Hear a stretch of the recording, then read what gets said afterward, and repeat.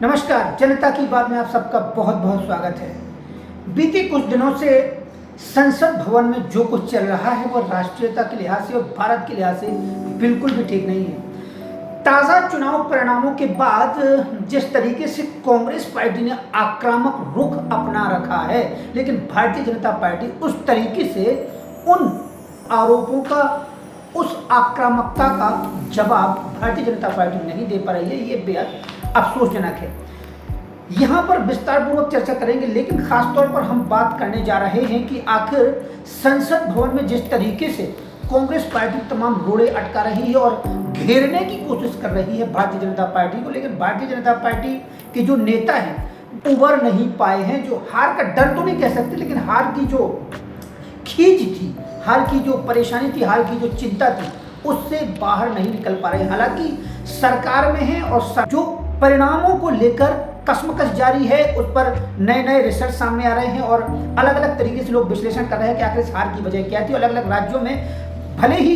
अलग अलग परिणाम आए हों, लेकिन सबसे ज़्यादा जो निराशाजनक परिणाम आए थे, उत्तर प्रदेश के परिणाम आए थे, उसको लेकर लगातार अभी भी पार्टी में असमंजस की स्थिति थी कि आखिर ऐसा क्यों हुआ है। ताज़ा अगर हालातों की बात करें तो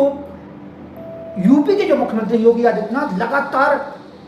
तेज तर्रार तरीके से काम कर रहे हैं और ऐसे निर्णय ले रहे हैं जिनकी बेहद आवश्यकता थी। और ताज़ा जो निर्णय लिया गया था, जो कांवड़ियों को लेकर उन्होंने जो निर्णय लिया था, उसको लेकर काफ़ी विवाद मचा देश में। कि जैसे कि आप जानते हैं कि बड़े पैमाने पर देश में यह होता है कि जो व्यापारी हैं, चाहे वो ठेलों की बात करें, होटल्स ढाबों की बात करें, दुकानों की बात करें, तो वह हिंदू नामों से विशेष कौम, सीधे सीधे ये ना कहें, सीधे सीधे ये कहें कि ज़्यादातर ऐसे जो मामले 99% मुसलमानों के ही सामने आए हैं, जिसमें वो हिंदू नामों से कहीं ना कहीं अपना व्यापार या अपनी दुकान चलाते हैं। वो इसलिए चलाते हैं कि कहीं ना कहीं उन्हें, उनके मन में ये आशंकाएं हैं, ये डर है कि अगर उनके नाम से दुकान रहती है तो लोग, ग्राहक जो हैं वो शायद उनके पास ना आए। तो उसके पीछे दूसरी है, एक जो जिहाद अभी जो चल रहा था कुछ दिनों पहले के थूक जिहाद की बात आई थी और बेहद ही घिनौनी हरकतें आई थी सामने के लोग थूक के खिलाते हैं, जूठा खिलाते हैं। तो ये तमाम एक अलग विषय है, लेकिन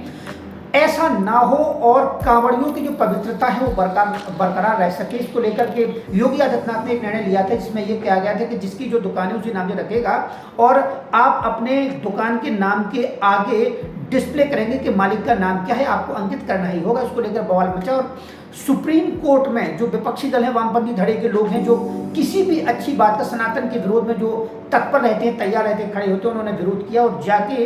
ये मामला सुप्रीम कोर्ट तक पहुंचा। सुप्रीम कोर्ट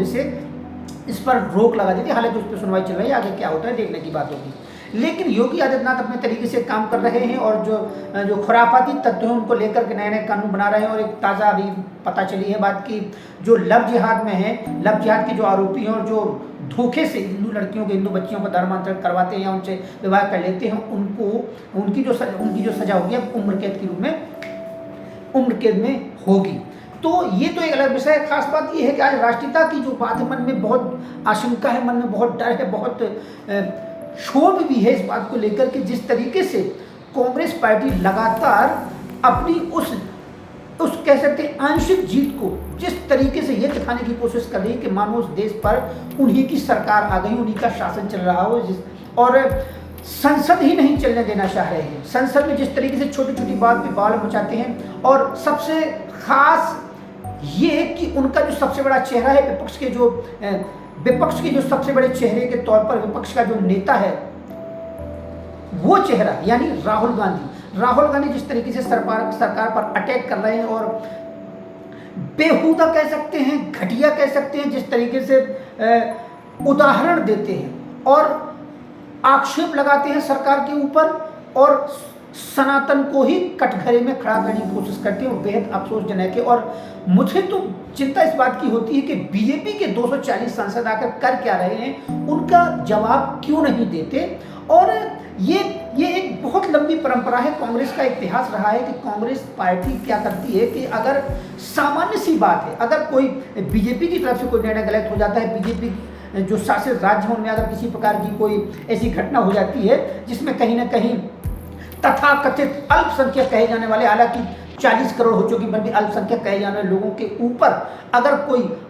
कुठाराघात होता है, कोई परेशानी में पड़ते हैं या किसी भी प्रकार की कोई घटना होती है तो उसको ये दिखाने की कोशिश की जाती है हिंदू आक्रामक हो चुका है, हिंसात्मक हो चुका है और सनातन कहाँ जा रहा है। कुल मिला के सनातन को ही कटघरे में खड़ा करने की कोशिश की जाती है। तो ये जो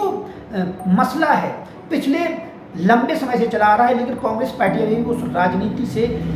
अलग नहीं होना चाहती। और राहुल गांधी ने पिछले कुछ दिनों पहले जो संसद में फोटो लहराई थी और भगवान शिव की फोटो लहरा कर ये दिखाने की कोशिश की थी कि उनके जो आशीर्वाद कहाँ थे, हाथ है। हमारे यहाँ ज़्यादातर हिंदू देवी देवता की जो तस्वीरें आती हैं जो वो इसी तरह से होती है, मानो वो आशीर्वाद दे रहे हों और भक्तों को उनका ये आशीष के माध्यम से वो एक हाथ उठाए रहते हैं,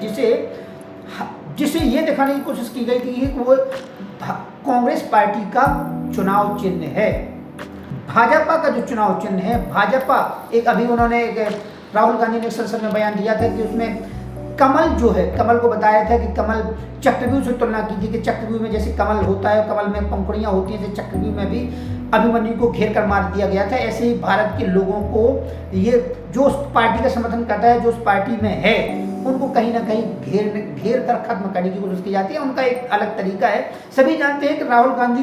के बयानों में क्या बातें होती हैं, वो कहना क्या चाहते हैं, उसका मतलब क्या होता है, उनको खुद समझ नहीं आता होगा। हालांकि कौन उनको समझाता है, कौन उनका भाषण रिटन करता है, कौन उनका भाषण लिखता है, ये आज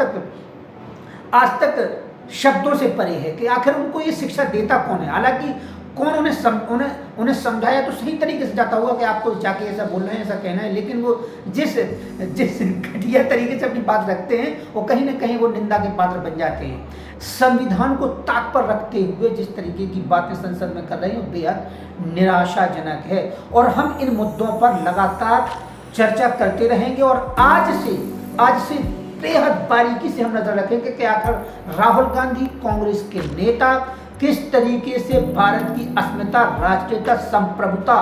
और संविधान पर खुद आरोप मढ़ते हैं, खुद उसकी धज्जियां उड़ाते हैं और बीजेपी को कटघरे में खड़ा करते हैं। इस पर बारीकी से हम नजर बनाए रखेंगे और रोजाना आपके सामने इस तरीके का विश्लेषण रखेंगे। आज के लिए बस इतना ही। कल से हमारे साथ लगातार बने रहिए। धन्यवाद।